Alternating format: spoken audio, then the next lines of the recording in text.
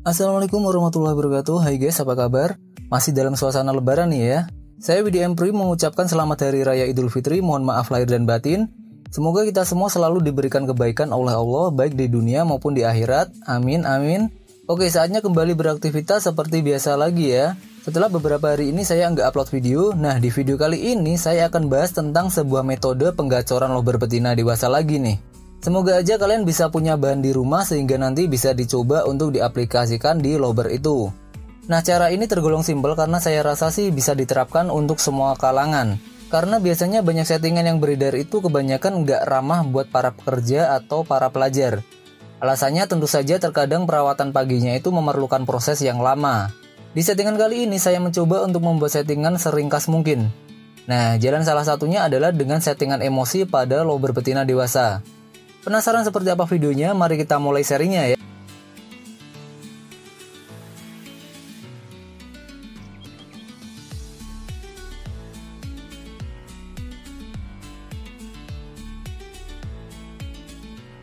Baik, sebelum kita ke settingannya, sebelumnya saya akan menjelaskan dulu tentang kondisi lober yang sebaiknya itu kita gunakan. Nah, lober yang baiknya digunakan itu adalah lober di atas usia 8 bulan ya. Kenapa harus lober dengan usia itu? Karena sepanjang pengamatan saya seharusnya usia segitu sih udah aman untuk masalah dengan bulu. Jadi nanti dalam pengaplikasian settingan ini kita nggak diganggu dengan tingkat stres yang naik karena masa mabungnya itu bermasalah.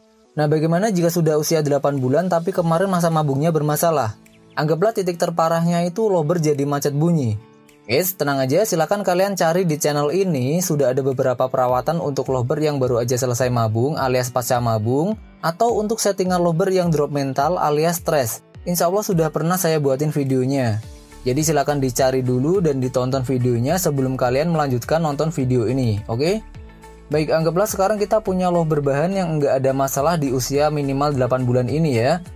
Oh ya, baiknya juga pilihlah lober yang usianya itu nggak lebih dari usia 2 tahun. Karena saya sendiri dalam menerapkan settingan ini tidak menggunakan lober di atas usia 2 tahun. Jadi jika nanti ada pertanyaan tentang pengaplikasian di lober 2 tahun lebih, tentu saja saya tidak punya gambaran jawabannya. Sampai di sini kita sepakat ya. Oke, kita lanjut. Nah, jika kalian selalu mengikuti channel ini, sudah banyak settingan yang coba saya bagikan.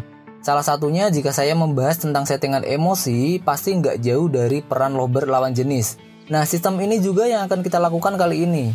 Bisa dibilang untuk lober ini saya tidak pernah memberikan perawatan seperti biasanya.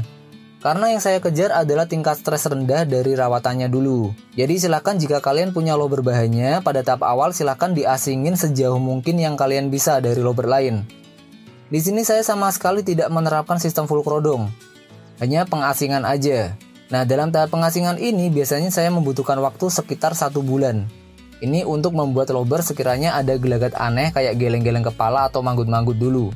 Setiap hari lober ini saya keluarkan pukul 6 pagi. Ya bisa dibilang ini tanpa embun ya kalau jam segitu. Pokoknya sesempatnya kalian keluarin lober itu dari tempat penyimpanan aja. Asalkan jamnya itu nggak berubah-ubah. Kalau kalian biasanya jam 7 ya selanjutnya jam 7 terus. Kalau jam 6 ya jam 6 terus. Jadi dalam 1 bulan ini kita akan membentuk sebuah kebiasaan pada lober itu. Di perawatan ini saya juga tanpa memandikan lober dan tanpa menjemurnya. Hanya saja saya menempatkan lober di tempat yang setengah kena sinar matahari dan setengahnya lagi ada tempat teduhnya. Ini saat kondisi di luar penyimpanannya ya. Jadi saya biarkan kalau dia mau berjemur ya silahkan. Kalau nggak lagi mood untuk berjemur juga di sana sudah saya sediakan tempat untuk berteduh. Ada 2 pengkondisian setelah perawatan pagi ini. Jika kalian punya banyak lober, maka setelah sekiranya dia cukup merasakan udara pagi, silahkan disimpan lagi dalam tempat penyimpanannya. Itu yang penting waktunya jangan diubah-ubah. Lalu silakan kalian rawat lober yang lainnya. Jadi ini kita perawatan hariannya itu setiap pagi ini berubah-ubah. Jika kalian itu punya banyak lober, kita gantian perawatannya ya. Namun jika semisal nih kalian hanya punya 2 lober di rumah dan bisa dipisah jauh dari lober gacuan kita ini, maka saya sarankan 1 lober itu ditaruh di area depan rumah dan lober yang lainnya itu ditaruh di area belakang rumah. Dan kalian boleh membiarkan lober ini sampai sore berada di area terbuka. Ini lebih bagus menurut saya, jadi kalau pendapat saya pribadi sih kalian nggak perlu terlalu banyak merawat lober karena nanti bakalan ribet.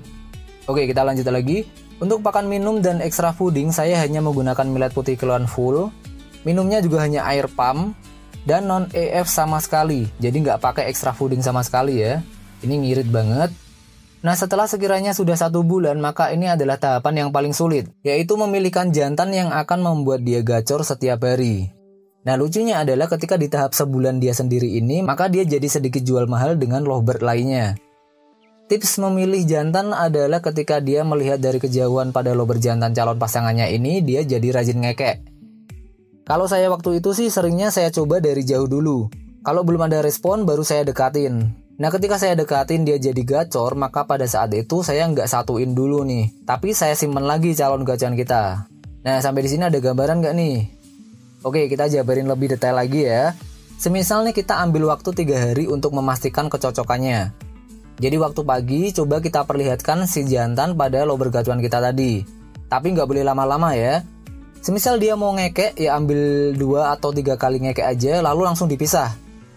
Jadi begitu dia ngekek 2 atau 3 kali langsung kita pisah ya. Semisal dia nggak mau ngekek, ya ambil waktu 5 menit lalu dipisah. Jadi patokannya hanya 2-3 kali ngekek lalu pisah, atau pakai batasan waktu yaitu 5 menit lalu langsung dipisah. Terserah mana yang lebih dulu akan kalian capai. Oke? Nah, jika dalam 3 hari ini dia ternyata jadi gacor kalau lihat calon pasangannya, maka itulah yang akan kita jadikan kunci dalam settingan emosi di lovebird betina ini. Kunci dari settingan ini kalian harus sabar ya, karena seperti yang kalian simak di awal, kita tidak menggunakan pakan kenceng dan full alami, hanya settingan emosi aja. Maka tentu saja waktunya juga akan lebih lama. Hanya saja poin plusnya adalah cara ini tuh tergolong aman dan gak bikin lovebird rusak atau gampang macet. Tapi ada syaratnya. Nah, mau tahu syaratnya apa aja? Simak penjelasannya di video berikutnya ya. Karena ini kita baru setengah jalan dalam penerapan settingan emosi ini. Bagi yang penasaran, silahkan di-subscribe dulu channel ini, jadi kalian gak bakalan ketinggalan ketika saya upload video selanjutnya. Yap, akhir kata tetap rawat lovebird kalian dengan baik, jangan terlalu berambisi karena hobi itu untuk melepas stres, bukan menambah stres yang baru. Saya Widya Emprim, pamit undur diri, sampai jumpa insya Allah di video menarik lainnya. Wassalamualaikum warahmatullahi wabarakatuh, dadah!